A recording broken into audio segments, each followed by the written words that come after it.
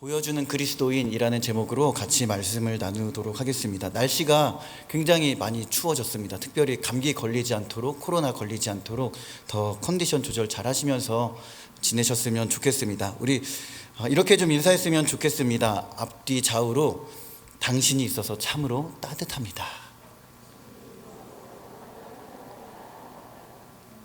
다시 한번 인사해 볼까요? 제가 더 따뜻합니다.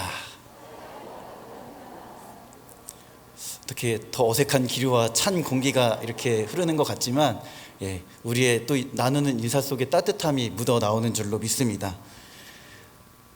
제가 이 아이들과 함께 사역을 하면서 가끔씩 이렇게 간혹 장난기 섞인 질문으로 이런 질문을 합니다.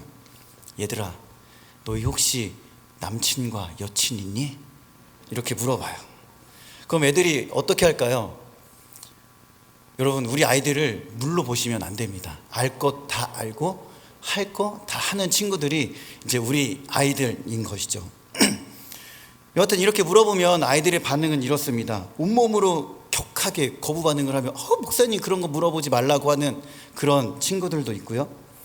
있으면서 없는 척 하는데 티를 온몸으로 다 내는 그런 아이들이 또 간혹 있습니다. 쿨하게 있다고 대답하는 아이도 있고요. 아직은 관심이 없는 친구, 이성이 없다고 하는 친구, 안타깝지만 정말 있고 싶어 하는데 잘 안 되는 그런 친구들도 있습니다. 기도해 주시기 바랍니다. 아무튼 어떤 친구는 또 이런 얘기를 해요. 자기를 좋아해 주는 친구가 3명에서 4명 정도 있다는 거예요. 선택하는데 너무 힘들다고 이런 얘기를 해요. 제가 상대방의 입장에서 보면 어딜 봐서 저렇게 많은 친구들이 좋아할까 이런 생각을 하기도 하는데, 아무튼 그렇게 얘기를 하면서 선택하는데 목사님, 전사님 너무 힘이 들고 고민이 들어요, 이렇게 얘기를 하는 것이죠. 그럼 제가 이제 이성 친구가 있다고 하는 친구에게 한 번 더 정중하게 그 친구들에게 여쭈어 봅니다. 그 사람 사랑하니? 이렇게 물어봐요. 그러면 애들이 그 얘기를 듣고 질문을 듣고 질색팔색을 하면서 목사님 그런 거 물어보지 마시라고, 뭘 그런 걸 물어보냐고, 목사님이나 잘하세요, 이렇게 얘기를 해요. 제 간절한 기도의 제목입니다, 막 이렇게 얘기를 하는 겁니다. 그렇게 얘기를 나누면서 제 속을 뒤집어 놓았던 친구들이 몇 명 있었습니다. 여러분, 이 사랑이라고 하는 단어를 생각해 보면 참으로 애틋하지 않습니까? 상대방을 생각하고 소중하게 여기고 배려하고 존중하는 이러한 마음들, 이 사랑이라는 단어를 다시 한번 생각해 볼 때 마음이 따뜻해지고 녹아지는 그런 기분이 들기도 합니다. 우리 인생에 누군가를 만나 서로가 사랑하고 사랑의 끈을 한평생 같이 하기를 기약하며 그렇게 살아가는 애틋한 만남이 있는 것처럼 성경 역시 이 사랑에 대해서 굉장히 중요하게 생각하고 사랑을 강조합니다. 학계에서는 사랑을 6가지로 분류한다고 합니다. 열정적인 사랑과 유희적인 사랑, 동료적인 사랑, 논리적인 사랑과 소유적인 사랑, 이타적인 사랑, 이렇게 6가지로 구분을 합니다. 사랑이라고 하는 단어, 이스라엘 말로 하면 바친다라는 뜻을 가지고 있습니다. 헬라 사람들은 이 사랑을 남녀 간의 사랑인 에로스의 사랑과 또 우정을 나누는 필리아의 사랑, 하나님께서 우리들에게 일방적으로 쏟아 부어주시는 그 아가페의 사랑, 이 3가지로 사랑을 구분을 하죠. 요한일서 4장 8절을 보면 하나님의 대표적인 속성을 아주 짧고 분명하게 얘기를 해줍니다. 하나님은 사랑이시라, 이렇게 말이죠. 그것은 성경이 아주 명백하게 또 증거하고 있는 자명한 사실인 것이죠. 우리의 참된 행복, 영원한 생명을 위해 모든 것을 다 쏟아내어 주신 분이 바로 하나님이시기 때문입니다. 그래서 요한복음 3장 16절은 이렇게 얘기하고 있습니다. 하나님께서 세상을 이처럼 사랑하사 누구를 주셨습니까? 독생자를 주셨으니 이는 그를 믿는 자마다 멸망치 않고 무엇을? 영생을 주려 하심이라, 이렇게 기록하고 있죠. 사랑이신 하나님께서 우리가 살아가면서 반드시 이루어야 할 최고의 사명이 있는데 그 사명과 계명은 바로 사랑하며 사랑을 이루는 일이다 라고 하셨죠. 오늘 우리가 읽은 요한일서의 말씀 역시 우리가 왜 사랑해야 되는지, 어떻게 사랑을 해야 되는지, 그 사랑이 우리들에게 가져다주는 신앙의 유익은 무엇인지 얘기를 해주고 있습니다. 오늘 말씀을 통해 하나님의 사랑이 우리들 안에 거하고 우리 안에 그 거하는 사랑이 상대방에게 흘려 보내질 수 있는 귀한 은혜가 있기를 간절히 소망합니다. 여러분, 세상이 돌아가는 모습을 보면 참으로 빠르게 급변하고 있다라고 하는 그런 생각이 듭니다. 급변하는 세상 가운데 우리가 겨우 적응하고 따라갈 만하면 이미 세상은 또 저 멀리 한 걸음 나가 있게 되죠. 그런 세상을 살다 보니 나 하나, 내 가족 하나 챙기기도 굉장히 바쁘고 힘든 그런 현대 사회를 우리가 살고 있죠. 팬데믹의 시대는 더 어떻습니까? 정말 많은 것들이 변했고 그것을 따라가기에 급급했고 여전히 수시로 바뀌는 방역 수칙은 우리들에게 혼란을 가중하고 있죠. 온라인으로 예배를 드릴 것이라고 하는 것을 상상은 해봤지만 이런 모든 것들이 우리들에게 현실로 이렇게 빨리 다가올 것이라고 하는 것은 사실 생각해보지 못했죠. 모든 것이 변하고 빠르고 편리하고 정확한 것을 요구하고 또한 그 안에 살아가고 있는 우리, 나만을 생각하고 나만 잘 살아가면 된다고 생각하는 우리들의 삶의 방식에 있어서 성경은 또 다른 삶의 방식으로 우리들에게 도전을 하고 있습니다. 빌립보서 2장 4절과 5절의 말씀인데요, 우리 세 번역으로 같이 한번 읽어보도록 하겠습니다. 시작.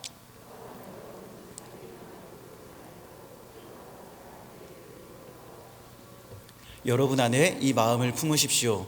그것은 곧 그리스도 예수의 마음이기도 합니다. 아멘. 하루하루 치열하게 살아가다 보면 상대방을 돌아볼 여유가 사실 우리들에게는 없습니다. 그렇게 할 수 있는 시간과 에너지, 정신, 감정이 우리들에게 남아있지 않은 것이죠. 상대방에 대한 관심, 배려와 존중보다는 자기 중심적으로 살아갈 수밖에 없고 우리의 신앙도 가만히 이렇게 돌아다 보면 우리의 신앙 역시 그럴 때가 있는 것이죠. 내 신앙을 지키기 위한 예배만 빨리 드리고 교회 문을 휙 하고 박차 나가버리는 모습들, 나만을 위한 기도를 드릴 때가 많이 있다라고 하는 것이죠. 물론 개개인의 상황이나 이유가 있을 수 있습니다. 그렇게 나 혼자만을 위한 그 인생, 나 혼자를 위해 세워나가는 신앙 앞에 빌립보서 2장은 어떻게 얘기합니까? 나의 일을 돌보는 그 이상으로 상대방의 일도 돌아보라, 이렇게 얘기를 하는 것이죠. 우리가 읽은 요한 1서의 핵심을 두 단어로 이렇게 요약해서 두 가지 단어로 요약을 해본다면 바로 사랑과 교제입니다. 예수님을 믿고 따르는 우리 그리스도인들이 하나님과 아름다운 교제를 나누기 위해서는 하나님께 순종하는 그러한 삶을 살아야 하고 또한 진리가 요구하는 그런 삶을 살아내야 합니다. 또한 더 나아가 주님 안에서 서로 사랑의 교제를 나눌 것을 요한 1서는 우리들에게 권면해주고 있는 것이죠. 사도 요한은 이런 모습을 보고 거부 반응을 일으키는 세상에 대해 이상하게 여기지 말라라고 우리들에게 그렇게 강하게 얘기하고 있습니다. 13절의 말씀 같이 한번 읽어볼까요? 시작. 형제들아, 세상이 너희를 미워하여도 이상히 여기지 말라. 가인이 형제를 죽였던 창세기의 사건을 언급한 후에 요한은 이 편지를 읽는 너희들에게도 이러한 일들이 일어날 것이니 그것을 이상하게 여기지 말라, 우리들에게 얘기를 해주고 있는 것이죠. 하나님을 알지 못하는 자들이 그리스도인을 미워하는 것들은 당연한 일이니 그것을 너무 심각하게 생각하지 말고 오히려 의연하게 받아들이고 당연하게 생각해라, 이렇게 얘기를 하는 것이죠. 앞에 있는 요한복음 15장 18절에서 19절까지 예수님께서 이렇게 얘기하셨죠. 제가 읽어드리겠습니다. 세상이 너희를 미워하면 너희보다 먼저 나를 미워한 줄 알라. 세상에 속하였으면 세상이 자기의 것을 사랑할 터이나 너희는 세상에 속한 자가 아니요 도리어 세상에서 나의 택함을 입은 자인고로 세상이 너희를 미워하느니라, 이렇게 말씀하셨습니다. 초대교회 역사를 보면 로마라고 하는 나라가 기독교인과 유대교인들을 굉장히 극심하게 핍박을 했던 그런 시기가 있었죠. 어머니의 음모 덕분에 로마의 황제가 되었던 이 네로라고 했던 황제, 이 황제는 기독교를 굉장히 극심하게 박해했던 인물로 우리가 잘 알고 있죠. 이 네로라고 하는 황제가 처음부터 정신이 나갔던 그런 사람은 아니었습니다. 이성적으로 국가를 잘 다스리고 국민들에게 인기가 있었지만 점차적으로 이 네로가 과대 망상에 빠지기 시작합니다. 쾌락을 추구하고 자신에게 맞는 사람들로 인사들을 채워나가기 시작하죠. 64년 6월 18일에 어떤 일이 일어났습니까? 로마에 대화재가 일어나죠. 도시의 14구역 중에 10구역이 화재가 일어나 소실되었습니다. 네로가 자기의 구상대로 다시 짓기 위해 로마를 파괴했다라는 그런 소문이 로마 전역에 퍼지기 시작했죠. 그래서 네로는 이 모든 원인의 제공을 화재를 면했던 구역에 살고 있었던 기독교인들에게 그 모든 책임을 누명을 씌우게 된 것입니다. 그래서 로마의 이 역사가 타키투스는 이 네로의 기독교 핍박을 이렇게 얘기하고 있습니다. 제가 읽어드리겠습니다. 네로는 기독교인을 죽이기 전에 시민들을 위한 오락에 이용했다. 일부 신자들에게 털옷을 덮어 씌워 개들이 찢어 죽이게 했고, 또 다른 신자들은 십자가형에 처했다. 또 다른 신자들을 불태워 밤의 등불처럼 밝히게 했다. 이런 지금 박해가 네로를 통해 기독교인들이 당하게 된 것이었죠. 이 로마의 정의를 위해서라기보다는 한 황제의 변덕과 그 마음을 만족시키기 위한 잔인 무도했던 박해들이 그 당시에 이렇게 일어났던 것이죠. 이런 극심한 핍박 가운데 이 안디옥의 교부였던 이그나티우스라고 하는 교부가 이렇게 얘기를 합니다. 나는 이제 예수님의 제자이다. 불과 십자가, 짐승도 두렵지 않다. 내가 예수 그리스도를 따르는 한 뼈가 부러지고 수족이 잘려도 상관하지 않을 것이다. 이렇게 안디옥의 교부였던 이그나티우스가 이런 고백을 합니다. 성도 여러분, 우리 중에 누가 핍박과 고난을 받고 싶어 하기를 원하겠습니까? 핍박을 좋아하는 분이 계시면 손을 한번 들어봐 주시겠습니까? 저도 손을 내리겠습니다. 그런 사람은 절대 없는 것이죠. 오히려 핍박과 고난을 당하지 않기 위해 적당히 타협하고 적당히 살아가고 적당히 믿는 그런 삶의 모습이 우리들에게 더 지혜 있는 자처럼 다가올지 모르겠습니다. 그러면서 더 나아가 14절은 하나님의 참된 자녀의 증거가 무엇인지 우리들에게 얘기해 주고 있습니다. 우리 14절의 말씀을 같이 한번 읽어보겠습니다. 시작. 우리는 형제를 사랑함으로 사망에서 옮겨 생명으로 들어간 줄을 알거니와 사랑하지 아니하는 자는 사망에 머물러 있느니라. 아멘. 하나님의 자녀로 거듭난 증거들이 여러 가지가 있을 수 있습니다. 예배를 잘 드리고 말씀을 많이 읽고 기도를 많이 하고 교회에 나와 봉사를 많이 하는 것들 거듭남의 그런 표시일 수 있죠. 그러나 오늘 본문의 말씀 요한이 요한일서에서 거듭 강조하는 하나님의 자녀된 증거는 바로 형제 사랑이다라고 하는 것이죠. 본절에서 형제를 사랑한다고 할 때 이 사랑의 동사는 현재형으로 표현이 되어지고 있습니다. 무엇을 의미하냐면 사망에서 생명으로 옮겨진 자들은 지속적으로 끝까지 여전히 형제들을 사랑하고 있다라고 하는 것이죠. 여러분, 우리는 하나님의 말씀이 주는 그 영생을 경험하고 소유한 자들입니다. 또한 이 영원한 생명을 가졌다는 사실은 서로가 서로를 사랑하는 행동을 통해 증명이 된다. 요한일서는 그렇게 얘기를 하는 것이죠. 이어서 15절은 형제를 미워하는 자마다 살인하는 자라고 그렇게 강력하게 얘기를 하고 있습니다. 우리 15절 말씀을 같이 한번 읽어보겠습니다. 시작. 그 형제를 미워하는 자마다 살인하는 자니 살인하는 자마다 영생이 그 속에 거하지 아니하는 것을 너희가 아는 바라. 여러분, 눈을 딱 감고 내가 가장 미워하는 사람, 원수 같은 사람을 딱 3초만 떠올려 보십시오. 설마 남편이나 아내는 아니겠죠? 어떻습니까? 사랑하고 싶은 그러한 마음이 드십니까? 사랑할 수도 없고 사랑하기도 싫고 사실은 마음속에 떠올리기도 싫습니다. 그 사람을 어떻게 하면 조금 더 골탕 먹이고 싶고 질이 안 좋은 사람으로 소문을 낼까 그런 생각을 할 때도 있죠. 이 말씀을 듣는 순간 어떤 생각이 드십니까? 거부 반응이 확 올라오지 않으십니까? 저도 솔직한 심정으로는 항상 이 말씀을 피해가고 싶은 그런 생각이 들 때가 있지만 하나님은 오히려 내가 상대를 미워할 때마다 이런 말씀을 떠오르게 하십니다. 우리가 겉으로만 미워하는 것이 상대를 미워하는 것이 아님을 성경을 통해 우리들은 잘 알고 있습니다. 우리가 속으로 얼마나 많은 사람들을 미워하고 흉을 보고 속으로 욕을 하며 지냅니까? 카페나 이렇게 음식점에 335 모여 없는 사람들을 비방하고 또한 모여있는 사람 중에 한 명이 화장실을 가면 그 사람을 흉본다고 하니 여러분, 우리가 335 모였을 때 어떻게 화장실을 마음대로 갈 수 있겠습니까? 화장실을 가기도 힘든 꾹 참고 그 자리를 끝까지 인내하며 얘기를 웃으며 이렇게 하는 그런 힘든 시대를 우리가 살아가고 있는 것이죠. 이렇게 15절은 하나님이 원하시는 모습, 하나님 자녀로서의 모습이 아니기 때문에 16절에 우리가 왜 서로를 사랑해야 하는지 그 말씀을 우리들에게 일러주고 있습니다. 상대를 미워하는 모습을 내려놓고 다시 한번 우리를 거듭나게 하신 예수 그리스도를 다시 한번 생각해 보라 우리들에게 일러주고 있는 것이죠. 예수 그리스도의 대속의 은혜, 십자가의 사랑을 다시 한번 기억하라 우리들에게 이렇게 권면하고 있습니다. 성도 여러분, 우리에게 목숨을 내어주신 그 예수님의 최고의 사랑의 표현은 다른 것이 아니라 바로 우리를 향한 전적인 희생에 있는 것입니다.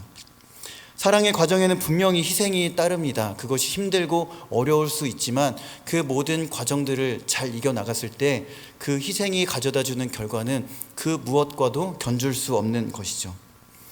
우리는 이렇게 그리스도의 대속으로 진정한 사랑을 받은 자들입니다. 또한 영생을 소유하게 된 하나님의 자녀가 바로 우리들인 것이죠. 그렇기에 우리는 예수님께서 어떻게 우리들을 극진하게 사랑하셨는지 우리들은 잘 알고 있습니다. 여러분, 세상은 힘의 논리로 돌아가죠. 강한 자가 약한 자를 억누르고 또한 지배하고 그렇게 다스리면 세상은 그만입니다. 세상은 대체적으로 그렇게 돌아가지만 사실 성경은 그렇게 우리들에게 얘기를 하는 것이 아니죠. 기독교의 원리는 힘의 논리와는 사뭇 다릅니다.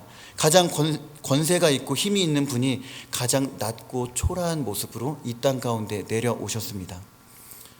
낮아지고 희생하며 죽음으로 진정한 사랑이 무엇인지 우리들에게 똑똑하게 보여주셨습니다. 주님의 그 고난의 과정, 십자가에 달리셔서 온갖 고통을 당하시며 흘리신 핏방울들은 나와 상관이 없는 그 죽음이 아니었다라고 하는 것이죠. 그 죽음의 자리는 어쩌면 우리가 있어야 할 죽음, 우리가 있어야 할 저주의 자리였습니다. 어쩌면 우리가 예수님을 못 받게 하고 찔러서 흘리게 된 그 핏방울이 것이죠. 핏방울에는 내 이기심의 핏방울, 시기심의 핏방울, 교만과 자만, 누군가를 미워하고 시기하는 그 질투의 핏방울을 다 흘려내신 것입니다. 우리를 대신에 살이 찢기시고 피를 흘리신 그 예수님의 십자가 사랑, 저주의 나무에 달려 죽으심으로 드러내신 그 사랑, 그 사랑의 바통이 우리에게 주어졌습니다. 그렇기에 우리는 그 사랑의 경주를 이어서 예수님의 사랑을 형제들에게 진실함으로 흘려보내야 할 그런 사명이 있는 자들이죠. 17절과 18절은 우리에게 형제를 위해 목숨까지 아끼지 않은 그 사랑이 무엇인지 구체적으로 우리들에게 보여줍니다. 오늘 본문은 우리에게 추상적인 사랑의 모습이 아니라 적극적으로 움직이고 행하는 것이 진정한 사랑이다 라고 얘기합니다. 내가 사랑하는 누군가가 힘들어하면 어떻게든 도와주려고 합니다. 굶주리고 있으면 밥 한 끼를 사줍니다. 또한 금전에 어려움이 있으면 나의 돈을 주면서까지 어려운 사람을 도와줍니다.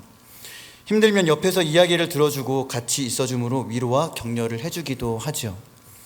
17절은 이 세상의 재물을 가지고 형제의 궁핍함을 보고도 도와줄 마음이 없으면 어떻게 하나님의 마음, 하나님의 사랑이 그 안에 거하겠느냐 우리들에게 반문을 하고 있죠. 여러분, 17절의 말씀을 떠올려 보시고 지금 내 지갑에 얼마가 있는지 한번 보십시오. 다소 황당한 질문일지 모르겠지만 내 지갑 카드에 누군가를 도울 만한 여력이 있다면, 또 내가 도와야 할 그 사람이 딱 떠오른다면 당장 달려가서 그 사람과 예수 그리스도의 사랑을 나누시기 바랍니다. 역시 이런 얘기에는 입을 꾹 다무시고 아멘이 딱 나오지 않습니다. 돈을 쓰는 일이 사실 그만큼 힘든 일임을 우리가 잘 알고 있기 때문이죠. 어떤 때는 주님께서 그러한 마음들을 주십니다. 저도 사례비가 들어오는 날이면 이제 저 나름대로 이렇게 저렇게 써야지 하면서 제 나름대로 계획을 세우게 되죠. 그렇게 계획을 세우는 동시에 하나님께서 계속 자꾸 이상한 사람들의 얼굴이 딱 떠오르게 하세요. 그러면서 중구야, 저 사람 5만 원, 이 사람 5만 원, 저 사람 수벅 기프티콘 발송, 이런 마음을 주시는 거예요. 그럼 저는 이제 그런 마음을 주시면 주님, 저도 일단 제 것부터 좀 하고 남으면 하면 안 될까요? 그게 조금 더 합리적이지 않겠습니까? 먼저 쏘다가 빵꾸 나면 주님이 책임져 주시겠습니까? 이렇게 기도할 때도 있죠. 그런데 어떻게 하실까요? 그렇게 하기 전에, 제가 쓸 것을 쓰기 전에 떠오르게 하는 사람이 딱 있으면 일단 그것부터 합니다. 순종해야 되기 때문이죠. 여러분, 그렇게 눈물을 머금고 주님의 명령에 따라 우리들은 주위에 어려운 사람들을 도와야 할 때가 분명히 있습니다. 18절은 이제 우리가 말과 혀로만 사랑을 이야기하지 말고 행동과 진실된 마음으로 행하는 사랑을 직접 모든 사람들에게, 형제들에게 보여주어라, 우리들에게 이렇게 권면을 하고 있습니다. 백문불여일견이라는 말을 우리들은 잘 알고 있습니다. 100번 얘기하는 것보다 한 번 보는 것, 한 번 보여주고 경험하는 것이 훨씬 낫다라고 하는 것이죠. 사랑 역시 마찬가지입니다. 100번 얘기하는 것보다 한 번 사랑의 실천을 하는 것이 그 사람에게 더욱더 사랑이라고 하는 감정을 느끼게 해주는 것이죠. 우리가 입술로만 그리스도의 사랑을 얘기하는 것이 아니라 그리스도의 사랑을 굳이 얘기하지 않아도 진실된 행함으로 그리스도의 사랑을 보여주는 것이 그리스도의 사랑을 온전히 보여주는 것이다 라고 하는 것입니다. 우리 옆에 계신 분들과 한번 이렇게 좀 인사했으면 좋겠습니다. 예수님의 마음으로 사랑하겠습니다. 다시 한번요. 제가 더 사랑하겠습니다. 더를 많이 하진 않으시네요. 네. 우리가 정말 예수 그리스도의 사랑을 온전히 우리 교회 안에서 이웃들에게 흘려보낼 수 있는 우리 거룩한 빛 운정교회 모든 성도 가족 여러분이 되시길 축복합니다. 누군가에게 그리스도의 사랑을 베풀고 나눈다는 것 정말 쉬운 일이 아니죠. 그 사랑을 나눈다는 것에 있어서 우리는 때로는 인색함을 보일 때가 있습니다.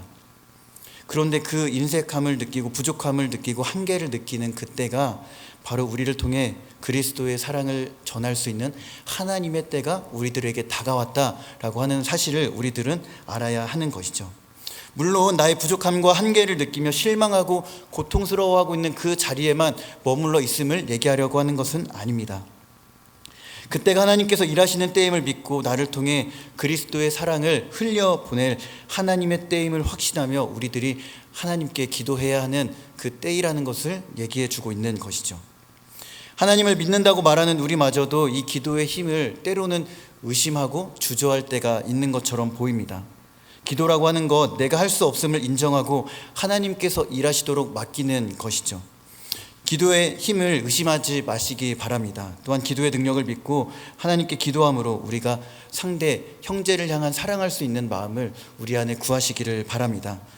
그렇게 우리가 하나님의 도우심으로 인해 형제와 이웃을 사랑할 때 19절은 이렇게 고백을 하고 있습니다. 그것이 진리에 속한 줄 알고 또한 우리 마음을 주 앞에서 굳세게 한다, 이렇게 고백을 하고 있습니다. 코로나19 바이러스가 창궐하고 있는 지금의 시대는 초기 기독교 또한 초대교회의 모습을 신중하게 한번 살펴볼 필요가 있습니다. 우리는 대역병, 전염병이라고 한다면 10세기 중세 때 일어났던 흑사병이나 또 최근에 일어났던 스페인 독감, 사스 조류 독감, 메르스 이런 것들을 떠올릴 수 있습니다. 이런 대역병, 전염병이라고 하는 것은 사실 예고치 않게 언제든 우리에게 다가올 수 있음을 지금 우리들이 뼈저리게 지금 실감하고 있습니다. 그러나 그리스도인으로서 이 문제를 어떻게 바라보고 대처해야 하는가라고 하는 것은 사실 또 다른 문제인 것이죠. 초대교회에 극심한 전염병이 일어났을 때 그들은 어떻게 대처를 했을까요?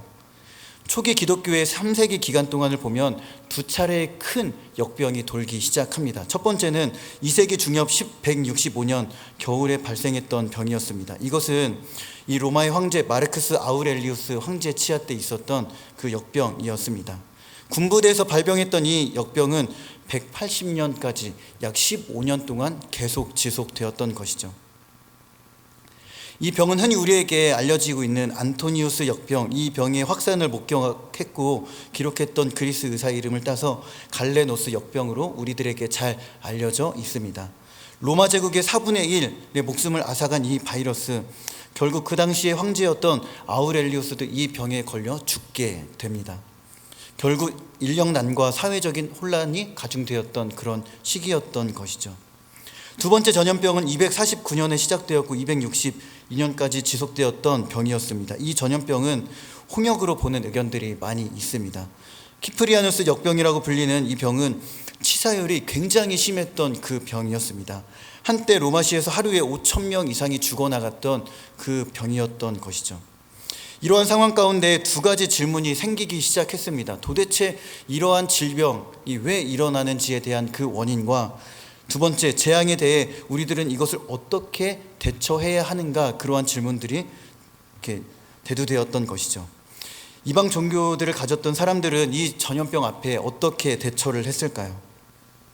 도무지 알 수 없는 이러한 현상에 대해 이들의 유일한 해답은 도피, 도망하고 피하는 것뿐이었습니다. 이교도들의 사제들과 고위층, 부유층은 안전한 곳으로 피했습니다. 그리고 남아있던 모든 평범한 사람들은 어떻게든 살아남아라 하면서 알아서 살게 하고 스스로 살아남도록 격리했습니다. 부모가 자녀를 버리게 됩니다. 또한 자녀가 부모를 버리면서 그들은 병에 걸려 죽게 되는 그런 처참한 최후를 맞이하게 되는 것이죠. 여러분, 이 시기는 기독교가 로마의 황제 데시우스에게 조직적인 박해를 받고 있던 그러한 시기였습니다. 그럼에도 초기 기독교의 성도들은 과연 어떻게 했겠습니까? 그리스도인들은 역병이 창궐할 때 도망하거나 도피하지 않고 오히려 역병이 창궐했던 그 현장 안으로 직접 뛰어 들어갔습니다. 도피를 최선책으로 여기지 않고 오히려 감염된 환자들에게 직접 다가갔습니다. 자신들이 전염될 것을 그들이 몰랐겠습니까? 오히려 더 잘 알고 있었겠죠. 그러한 역병에 걸리면 자신들도 언제든 그 역병 때문에 처참히 고통스럽게 죽어갈 것이라는 그 사실을 그들은 알았던 것이죠. 그럼에도 환자들에게 다가가 몸을 닦아주고 마실 것과 먹을 것을 그들은 전해 주었습니다. 환자들을 살릴 수만 있다면, 그리스도의 사랑을 전할 수만 있다면 그들은 자신들의 목숨을 아끼지 않고 그들에게 다가갔습니다. 그런데 그 대상이 교회 안에 있는 형제 자매뿐 아니라 교회 밖에 있는 이웃에게까지 그 사랑을 전하고 그들을 돌보았습니다. 알렉산드리아의 주교였던 디오니시오스가 이런 얘기를 합니다. 우리 같이 한번, 조금 길지만 같이 한번 읽어보도록 하겠습니다. 시작. 우리 형제 그리스도인 대부분은 무한한 사랑과 충성심을 보여주었으며 한시라도 몸을 사리지 않고 상대방을 배려하는 데 온 힘을 쏟았습니다. 그들은 위험을 무릅쓰고 아픈 자를 보살폈고 그들의 모든 필요를 채워주었고 주님 안에서 그들을 섬겼습니다. 그리고 병자들과 함께 평안과 기쁨 속에 생을 마감했습니다. 그들은 환자로부터 병이 감염되자 그 아픔을 받아들이고 고통을 감내했습니다. 많은 이들이 다른 이들을 간호하고 치유하다가 사망을 자신에게로 옮겨와 대신 죽음을 맞았습니다. 성도 여러분, 초대교회 그리스도인들은 그리스도의 사랑을 아주 진실한 마음으로 행동함으로 그리스도의 사랑을 직접 보여주었습니다. 말로, 혀로만 그들을 대하지 않고 죽음의 바이러스가 창궐하는 그 안으로 들어가 환자들을 돌보고 직접 그리스도의 사랑이 무엇인지 온전히 깨닫게 해 주었습니다. 모든 치료가 중단된 상태에서도 기본적인 간호와 물과 음식을 제공하는 것만으로도 그 사망률을 많이 낮추었다라고 한 역사가는 그렇게 기록을 하고 있죠. 그러면서도 끝내 자기 자신들은 병에 걸려 죽음을 맞이하게 되죠. 그 고통을 감내하며 병자들과 함께 평안과 기쁨으로 생을 그들은 맞이했습니다. 저는 이것이 죽음에서 끝났다라고 절대 생각하지 않습니다.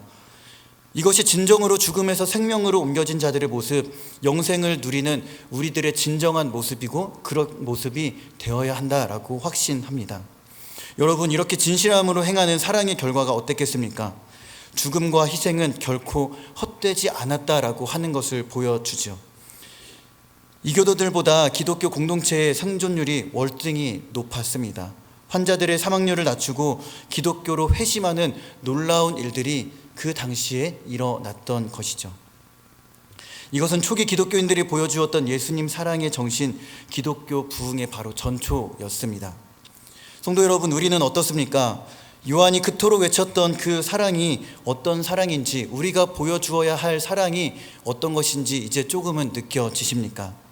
받을 수 없는 사랑을 받은 우리, 이제는 그 사랑의 바통을 이어받은 자로서 예수님이 보여주었던 그 사랑, 초대교회 성도들이 환자들에게 다가가 직접 보여주었던 그 사랑을 우리는 아마 이 시대에 다시 한번 보여주어야 할 것입니다.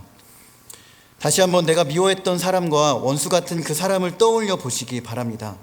그 사람이 내가 진정으로 사랑해야 할 대상이라는 것을 다시 한번 깨달으시기를 바랍니다. 성도 여러분, 할 수만 있다면 지금 떠오르는 그 원수와 같은 사람, 내가 속으로 그렇게 미워하고 있었던 사람에게 연락하시고 찾아가셔서 다시 한번 그 예수님의 사랑을 온전히 보여주며 그리스도의 사랑을 꽃피우시기를 소망합니다. 사랑은 불의를 기뻐하지 않고 진리와 함께 기뻐하고 모든 것을 참고 모든 것을 믿고 견딘다라고 기록하고 있죠. 말씀을 맺도록 하겠습니다. 오늘 제목이 보여주는 그리스도인이라는 제목을 한번 정해 보았습니다. 그런데 오늘 제목에는 사실 그 앞에 괄호가 있습니다. 오늘 말씀을 들으며 괄호 안에 어떤 단어가 들어가야 할지 어느 정도 예상이 되셨습니까? 수요 예배 성경 퀴즈 단답형 문제입니다. 한번 떠올려 보시기 바랍니다.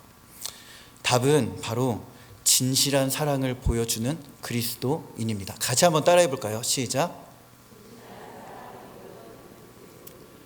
사랑하는 성도 여러분, 우리가 입술과 혀 그렇게만 떠드는 사랑의 모습이 아닌 직접 행동하고 진실한 사랑을 행함으로 보여주는 그런 저와 여러분이 되어서 정말 우리 거룩한 빛 운전교회가 교회 안에서 사랑을 나누고 그 모든 그리스도의 사랑이 정말 이웃에게까지 온전히 전파될 수 있는 우리 거룩한 빛 운전교회가 되기를 주님의 이름으로 간절히 축복합니다.